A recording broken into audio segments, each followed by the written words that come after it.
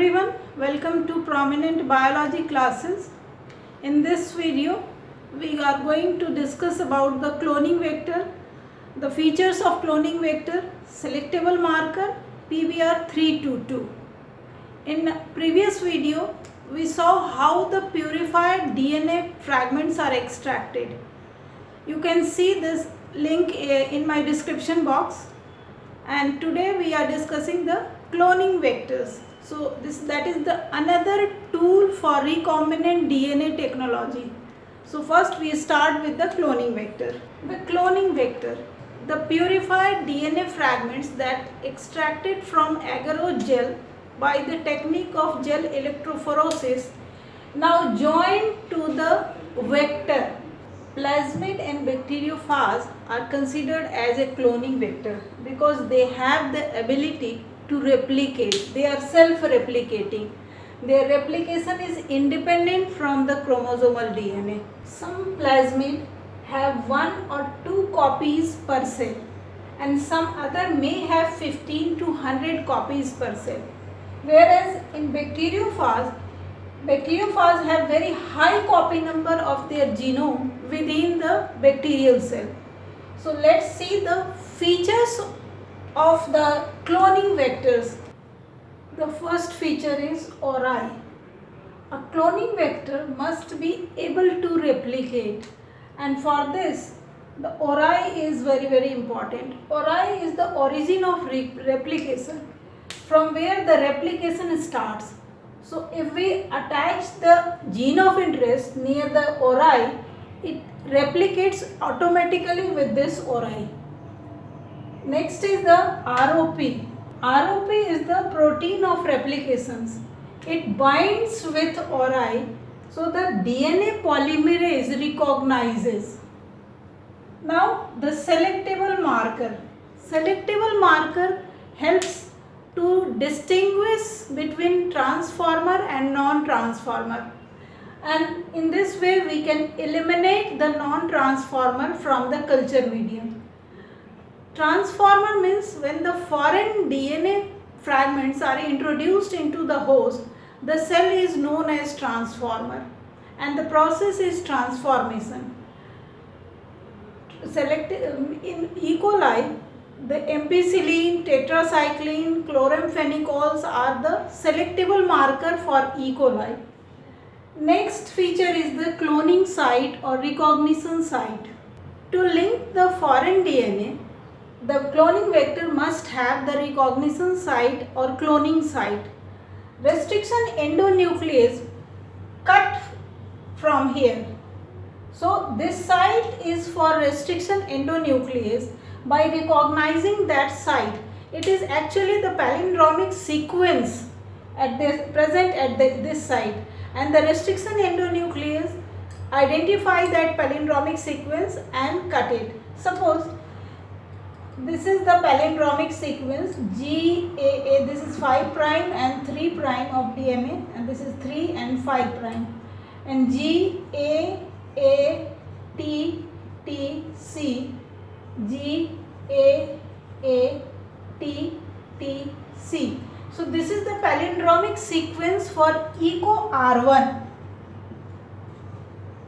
ECO-R1 restriction endonuclease, it recognizes this palindromic sequence and then it cut it from here and from here. So this cloning site must present in cloning vector. Now the last feature is the cloning vector must be small size. Small size is beneficial for cloning. So these are the features of cloning vector. Now the example of cloning vector, that is PBR322. PBR322, it is the first artificial cloning vector. It is named after the scientist. P stands for plasmid and B are Bolivar Rodriguez, and this 322 is a code given to this vector. So this PBR322 has all the features of cloning vector. Let's see one by one. It has 1 ori, origin of replication, 1 ROP, the protein of replication, 2 resistant genes that are acting as a selectable marker ampicillin resistant and tetracycline resistant, and 8 cloning sites. 8 cloning site. 1, 2, 3, 4, 5, 6, 7, 8. So this is the first artificial cloning vector. Let's see this BAMH1. This means the restriction enzyme, that is BAMH1, is introduced here. It can cut this vector from here and inserted our gene of interest. So in this way, the configuration of this resistant gene is disturbed, and then this colony, the bacterial colony, is placed in tetracycline environment, the cultural medium. It will not show any resistance to the tetracycline and ultimately dies.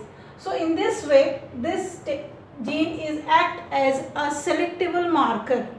Selectable marker, under this heading we will see the two types of selectable marker. The first one is antibiotic resistant gene, in which the ampicillin resistant gene is present and tetracycline resistant gene is present, that we saw in PBR 322. And the second one is enzyme producing gene. So in antibiotic resistant gene, we have to identify or eliminate the non-transformer.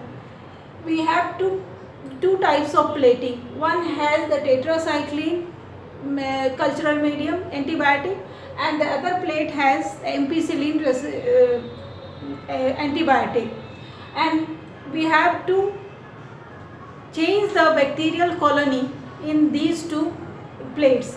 So simultaneous plating is very lengthy process. So there is an alternative marker, selectable marker is developed, and that is the enzyme producing gene. This selectable marker is developed on the basis of ability to produce color when the chromogenic substance is produced. The bacteria has LAC-Z gene, which produces beta-galactosidase. This beta-galactosidase, it works on galactose. This galactose is of white color, so it is broken down by this beta-galactosidase, and the product that is formed is of blue color. So this is also known as blue-white conversion. So when we insert a foreign DNA in this LAC-Z gene, this is the LAC-Z, and we insert the foreign DNA here. So this LAC-Z gene become inactivated, and in this way it cannot work on galactose and no blue color is formed. So the culture medium remains white. So this is also known as insertional inactivation. Insertional inactivation. We insert the foreign DNA, we just inactivate the gene, or it is also known as blue-white conversion.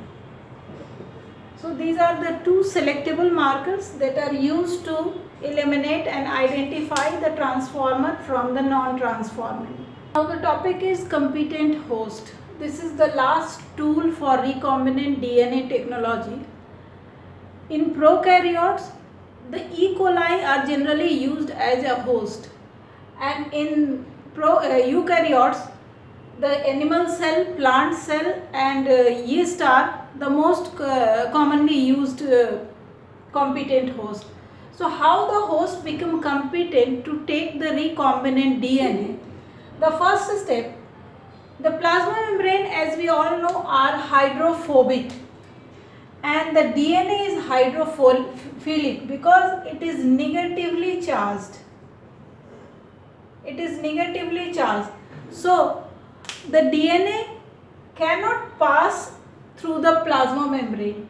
So for increase the permeability of plasma membrane, we add a divalent ion, that is the calcium ion. Calcium ion is added that increases the permeability of the plasma membrane. This is the first step to make the host competent. The second step is the shock treatment. In this shock treatment, the cell is incubated into ice, and then it is placed to 42 degrees centigrade in heat, and then again it is incubated to ice. So by doing this, the foreign DNA, it can bind with the host DNA. So in this way the host become competent. Now this is not the only way to introduce the foreign DNA into the host cell. There are some methods in which the host is not, the vector is not required. So there are some other methods through which the foreign DNA can be introduced into the host cells, and that is called as vectorless gene transfer. Here the vector is not used. So first one is the microinjection. This microinjection used in case of animal cell. So here this is the eccentric egg, and with the help of this needle, this gene is the foreign DNA. This is introduced inside the cell, and here the suction pump is. So this suction pump helps to suck this gene inside the egg cell. The next method is the gene gun and biolistic method. This is used in case of plants. Here the DNA is coated over the gold and tungsten, and it is bombarded on the cell with a speed of 1400 feet per second. Exactly. If the speed is exceeded from this 1400 feet per second, so it passes through and through the cell, and if the speed is less than that, it bang from the plasma membrane. So these are the methods where the gene is transferred without the help of vector. I hope this video will be helpful to you. Thank you.